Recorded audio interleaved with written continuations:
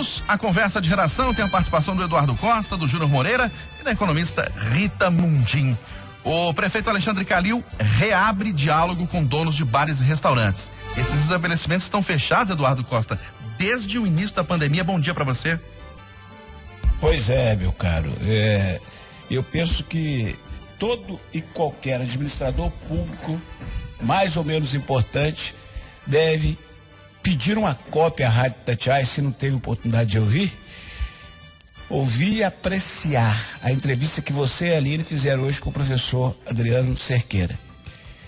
Ele foi didático, foi claro, dizendo que o equilíbrio na tomada de ações do administrador, do gestor, será o diferencial na avaliação do público e do que pode importar nas eleições que não demoram. É claro que toda e qualquer conversa tem que ser saudada. Cumprimento o prefeito pela retomada do diálogo e espero que o faça com todos os segmentos da população na medida do possível. Conversar, Júnior Moreira, bom dia para você mais uma vez. Bom dia, Eustáquio, Eduardo, para a Rita, para os ouvintes do Conversa Redação. A conversa é o princípio de tudo, né? Quando você conversa, você mostra respeito. Quando você conversa, você chega em soluções mais aceitáveis e mais aplicáveis, né? Esse diálogo começou já na segunda-feira. Fiquei sabendo isso hoje, assim, nos bastidores, após aquela reunião que teve lá do transporte público, né? Eles começaram a conversar novamente, e é bom lembrar que os representantes dos bares tinham entrado na justiça, né? Por isso que eles tinham saído da mesa de negociação. Ou seja, inclusive eles não queriam conversar, né? Quando foram para a justiça, né? Quando você vai para a justiça, você não quer diálogo, né? Você quer que resolva o problema. E agora voltaram, todo mundo voltou a conversar. Isso é importante, tomara que cheguem em uma conclusão, porque nos bastidores, né? Corre uma informação muito triste, né? De restaurantes famosíssimos aqui em Belo Horizonte, de classe A mesmo, né? Já entregando imóvel, vendendo tudo que tem ali, o fundo, né, do restaurante, enfim. A situação não tá fácil não, e para esse pessoal que tá fechado há mais de 100 dias, eu imagino que deve estar ainda mais complicada. Tomara que a conversa leve a soluções legais, interessantes e aplicáveis. Ô Rita Mundim, a gente pode imaginar que só pequenos bares e restaurantes que estão sofrendo, fechando as portas, mas não, o Júnior destacou aqui restaurantes de classe A também fechando as portas. Eu já vi unidade de rede de fast food também que entregou o ponto aqui em Belo Horizonte, na região da Floresta, por exemplo. A situação não está fácil. Pois é, a gente tem, por exemplo, nos Estados Unidos, né, o Pizza Hut está em situação pré-falimentar. Então, a gente tem que entender que os custos são proporcionais ao ponto, os custos são proporcionais. Então, quer dizer, está todo mundo sofrendo com a mesma intensidade.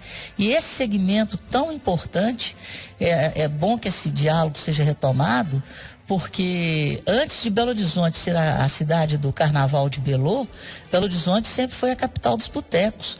O Comida de Boteco, que começou aqui, que virou um evento nacional, ele trazia gente do Brasil e do mundo inteiro, para frequentar os nossos bares. Então, muita gente, né, vive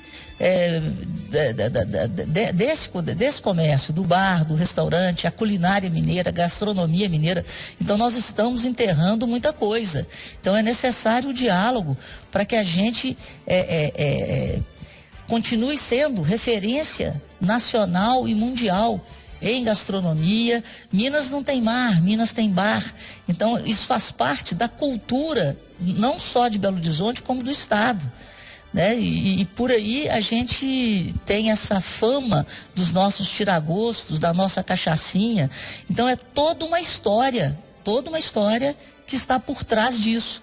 Então, a gente tem que ter um olhar muito cuidadoso para esse segmento que emprega tanta gente e que é tão importante para a capital, para a região metropolitana e para todo o estado. Então, que bom que o prefeito retomou o diálogo. Eu não sei, né?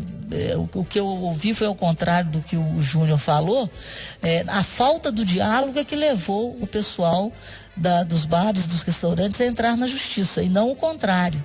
Então, como a porta estava fechada, eles correram para a justiça diante do desespero e da falta de perspectiva diante da negativa do diálogo.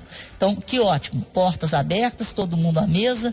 Eu disse aqui ontem que as pessoas que têm capacidade de encontrar soluções práticas são aqueles que estão lá sofrendo.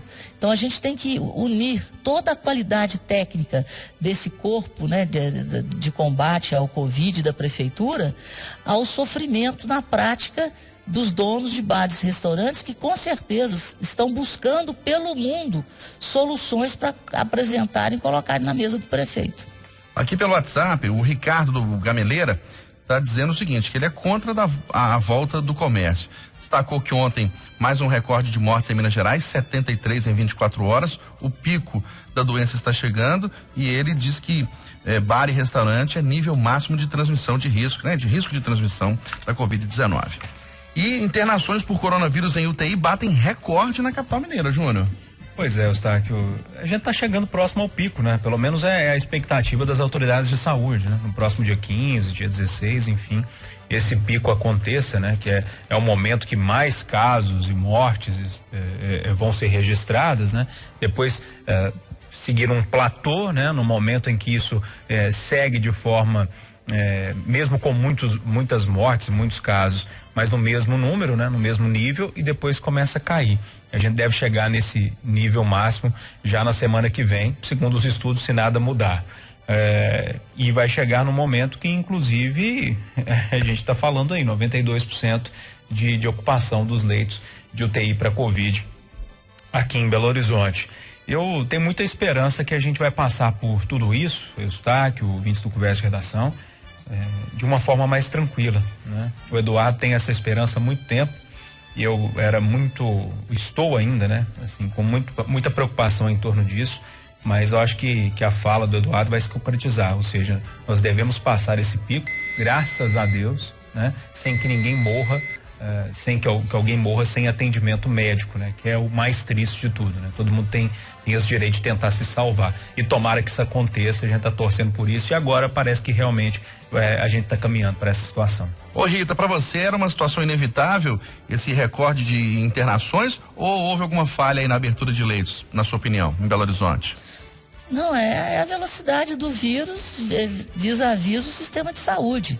Então, como o Júnior acabou de falar, nós estamos passando de uma forma mais tranquila que outros lugares passaram, né?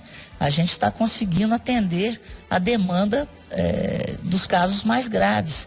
Então, nós estamos aí em 92 e é natural que esse número, né, atinja acho que a gente bata esses recordes, porque nós estamos chegando exatamente no topo da montanha. Então, faz parte, isso é estatístico, né? Então, mas graças a Deus a gente está conseguindo passar, não com a folga que a gente começou na pandemia, mas testando os nossos limites e ainda de forma a atender a todos aqueles que necessitam de UTI, né, de um socorro mais específico. Aqui pelo WhatsApp, que é o 999967074, o Felipe do Sagrada Família está fazendo uma pergunta, Eduardo. O comércio fechado não era para esses números de internações cair? Não, na visão dos que defendem que ele continue fechado, é para evitar a explosão, que felizmente não está acontecendo. Mas a minha fala é clara, o Júnior destacou aí, eu nunca me apavorei com base nos fatos que tinha e estou muito esperançoso de que as coisas fluam do jeito que estão fluindo. Agora, eu preciso repetir, na minha experiência de repórter de rádio de 40 anos, eu nunca ouvi falar que tinha leite CTI sobrando às beças. Essa história de que a ocupação dos leitos de Covid está em 90%, claro que me preocupa, claro que me entristece, mas não me espanta como a maioria das pessoas diz, o colapso está chegando. Ainda não, e queira Deus que não. Agora, eu prometo uma coisa pro ouvinte da Tia Railstein, principalmente para você, que eu estou muito feliz com o que você escreveu no seu Instagram hoje. Eu prometo que, passado o pior momento, Isso é o que tem que fazer. Eu vou pessoalmente, eu vou visitar os hospitais públicos da capital, um por um, e saber quantos leitos realmente foram aumentados e por ordem de quem. Porque isso eu preciso saber direito. Eu não consigo concordar com os números que são propalados por aí. Uma vida que segue, senhor Stan. Pois é, você deve ter feito inúmeras reportagens, assim como eu fiz, Júnior também, sobre dificuldade de pessoas em Belo Horizonte, região metropolitana, para conseguir uma vaga de internação. A pessoa está internada na UPA tal e precisa de uma vaga urgente no hospital tal. Não consegue. A vida inteira. O Nilton Cardoso teve 5 secretários de saúde da gestão dele. Reza a lenda, Eustáquio, que um dos secretários dele, de saúde, fazendo política, arrumou um gabinete dentário para um municípiozinho pequeno, salvo engano, da Zona da Mata. Depois veio o secretário seguinte e, fazendo política, nomeou um amigo dele, dentista, só que de uma cidade vizinha. Ficou o gabinete numa cidade, o dentista na outra, e o povo com os dentes caindo. Isso é um amontoado, senhor. Aécia, Anastasia, Pimentel, essa gente toda não cuidou como devia cuidar. Nunca teve fartura de leite de UTI. Eu sei porque eu já ajudei a internar um tantão de gente, eu sei também. Pois é. Mas tem só um detalhe que eu acho que vocês abriram parênteses aqui. Eu concordo com vocês, já fiz várias reportagens sobre isso, a gente já recebeu várias ligações, só que o momento que nós vivemos é um pouco diferente de tudo que a gente já viveu. Ou seja, a gente tem uma doença que leva muito mais pessoas para UTI de forma mais rápida e essas pessoas ficam com mais tempo. Por isso o medo de uma explosão, né? Agora, que sempre foi beirando 100%, sempre foi. Ô Rita, passando para o estado agora, o governador Romeu Zema pede à Assembleia que o estado de calamidade pública em Minas seja prorrogado até dezembro. Isso é o estado de calamidade até dezembro eu tô achando que é pouco, viu, Eustáquio? Mas é óbvio que em função da pandemia, né, a coisa se agravou. Mas realmente Minas Gerais está em estado de calamidade e tem que ser prorrogado mesmo. O estado está quebrado, está sem saber de onde tirar recurso, então eu acho que é por aí mesmo, tem que pedir mesmo a prorrogação e a Assembleia tem que votar o quanto antes. É o caminho, Eduardo Costa? Ué, eu já ia perguntar, de que ano? Dezembro de que ano? Tá pouco, né, Eduardo? Hein? Tá pouco, 2020. Tá. Enquanto o Zema não nos decepcionar, eu espero que isso não aconteça, né? Tem um escândalo de roubalheira no governo, pelas pessoas que estão lá, acredito que não. Todo apoio a ele. Agora, bastou que 100 servidores públicos cercassem a Assembleia ontem para a turma arrepiar. Pressionaram na Câmara, a turma arrepiou. Eu espero que esse medo acabe em 15 de novembro. A eleição primeiro turno é 15 de novembro, não é isso? Isso. Eu espero que no dia 17 de novembro eles votem essa reforma. Ou então, o Zema entrega a chave lá pro Agostinho, o Calil entrega lá pra Nelly e deixa eles acabar de quebrar o Estado. Ô Júnior, dezembro de que ano? Eu tinha anotado isso aqui para falar, o Eduardo roubou meu comentário, porque não tem polêmica nisso, né, Eustáquio? Infelizmente a situação do governo de Minas é muito complexa, é dificílima, e se a Assembleia não ajudar, né, não tem outro caminho, não. Vai ter que estender o prazo. Porque essa calamidade foi agravada, né, pela situação do coronavírus, né? O Estado com as finanças quebradas. Tem que ser prorrogada pelo menos por prazo, o tanto de meses, né, que essa pandemia ficou por aí, pelo menos isso, né? Ô Júnior, Facebook derruba rede de contas e páginas de fake news ligadas ao PSL e a gabinetes da família Bolsonaro. Pois é, Eustáquio, esse é um assunto que é mexer em vespeiro, né? Esse assunto é complicadíssimo. Porque todo político tem uma rede, né, de pessoas ali que trabalham em torno das redes sociais. Isso não é privilégio do presidente Jair Bolsonaro. A gente viu isso acontecendo com os blogueiros na época do PT, ou seja, não tem novidade nenhuma, né? Agora, essa ação do Facebook, para mim, é uma reação muito clara à lei que está tramitando lá no Congresso, né, sobre a questão das fake news, e também a reação das empresas que colocavam dinheiro no Facebook e que resolveram tirar de uma hora para outra e com prejuízo bilionário lá pro Facebook, né? E aí teve toda uma consultoria independente, estava lendo muito sobre isso durante a semana passada, lá dentro do Facebook, para tentar chegar ali naquela questão, porque as empresas acusam que as redes sociais não estavam fazendo nada para conter esses discursos de ódio nas redes sociais, né? Então, para mim, isso é muito mais uma resposta a essa retirada de dinheiro, ou seja, o objetivo dessa história, a explicação, né? Tá na questão da perda financeira do Facebook. E agora, me desculpe, né, gente? Todo político sempre, depois que começou a existir as redes sociais, né? Antes das redes sociais era no boca a boca mesmo, era no panfleto, era no boato, né? E depois que as redes sociais começaram, a gente viu isso em todos os governos que passaram, em nível federal, estadual e municipal. Todo mundo tem um gabinete ali que trata disso, que dá um jeito de criar um meme e tentar estratégias ali para resolver essa situação. Eduardo, e a gente vem com eleições aí daqui 4 meses e pouquinho, e vamos ter que enfrentar muita fake news, né? A primeira coisa que precisa ser dita, o Júnior disse, isso não é privilégio desse ou daquele político. Agora, eu quero dizer para a turma que gosta muito do Bolsonaro e que costuma dizer que o projeto de fake lá da punição, de regulamentação da internet é censura, que é coisa do Supremo, do Alexandre de Moraes, da Rede Globo, eu quero dizer o seguinte, o buraco é muito mais em cima. O Facebook não está nem um cadiquinho preocupado com a situação do Brasil em si. O Facebook está sob pressão de 4 entidades fortíssimas dos direitos civis norte-americanos. Ontem houve reunião de representantes dessas entidades com o Zuckerberg e a principal executiva dele. Eles saíram decepcionados porque querem que haja dentro da empresa um representante dessas entidades, que o Facebook tome providências para acabar com os discursos de ódio, a desinformação, que atue contra a discriminação, ou seja, que remova imediatamente conteúdos indevidos, que bota o mínimo de ordem. A empresa do Vale do Silício estava só na conversa, mas agora 400 empresas gigantescas fazem algum tipo de boicote.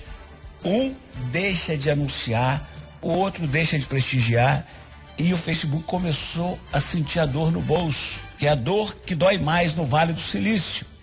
Então, o couro está comendo porque ninguém aguenta mais. O sujeito vai para a rede e fala assim, o Eustáquio foi quem botou fogo em Roma. E Eustáquio é que tem que se virar para dizer que não é ele.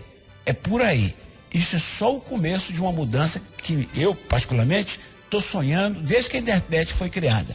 É hoje uma terra sem lei, não pode continuar assim. Ô Rita, e com essa pandemia de coronavírus, né, o isolamento social, as campanhas devem mudar esse ano, né? As campanhas eleitorais vão ser muito pelas redes sociais, né? E aí as fake news ganham uma preocupação maior. Pois é, Eustáquio, o que nós estamos falando aqui é uma questão de tendência, e uma tendência que vai se firmando de uma forma, de uma velocidade quase que de coronavírus. A conectividade do ser humano hoje, ela está no seu smartphone, então assim, está todo mundo ligado em tempo real. E é óbvio que existem nesse contexto 2 coisas, uma pressão política e uma pressão comercial. Sob o ponto de vista de quem está na rede. Isso também não é privilégio do Facebook, vai acabar acontecendo com o Twitter, com o Instagram, com todas as redes. Então, tem que haver uma revolução no tratamento do conteúdo, né? Eu não estou dizendo que seria uma censura, mas uma disciplina para a introdução de conteúdos. Agora, como que isso vai ser averiguado, verificado? O que aconteceu ontem não foi um privilégio do Brasil, nem da turma do Bolsonaro. Foram derrubadas redes dos Estados Unidos, na Ucrânia, El Salvador, Argentina, Uruguai, Venezuela, Equador, Chile. Então, quer dizer, a partir de um trabalho, é como se tivesse uma auditoria independente, que foi o tal do Atlantic Council Digital Forensic. Então, esse organismo independente, as empresas não são auditadas, então a gente vai ter que começar a ter esse tipo de auditoria independente desses conteúdos, para conseguir responder, né, essa necessidade de combate à fake news. Então, o conteúdo, antes dele ser postado, né, a tecnologia está tão avançada, ele teria que ser auditado. É mais ou menos isso. Então, acho que nós estamos caminhando para isso. E a política, da mesma forma que o ser humano está caminhando para as redes. Então, o Trump foi o primeiro a usar as redes para se eleger, depois veio o Bolsonaro, e isso é uma tendência irreversível. Então, é preciso que haja uma disciplina, né? Uma forma de disciplinar a introdução dos conteúdos nas redes. E eu acho que nós vamos partir para esse modelo de auditoria. Como que essa auditoria vai ser feita, como ela poderá ser feita, não sei, mas vamos caminhar nesse sentido. Ô Stark, Sim. só para não ficar nenhuma dúvida de que nós não somos jornalistas com raivinha de mídias sociais e preocupados com a concorrência. A diferença básica é quem está na mesa hoje é o Fabinho. Estabilizado. Então vou escolher para pivô do crime. Qualquer um de nós quatro que estamos falando aqui agora, se chamar o Fabinho Lizardo de ladrão, amanhã ele está na justiça. Você viu? Ele deu um pulo na cadeira, entendeu? Ele falou assim, você tá doido? Por isso, amanhã sabe o que vai acontecer? Ele vai estar na justiça e nós vamos ter que provar. Nós vamos ter que responder por isso. É a única coisa que a gente espera que haja na internet. Quando o cara desfilar ódio, que ele seja responsabilizado. 8h59 em Belo Horizonte. Final da conversa de redação, final do Jornal da Itatiaia, primeira edição desta quinta-feira. Apresentação Aline Neves e Eustáquio Ramos. Vem aí o Acirantão. Ótimo dia a todos.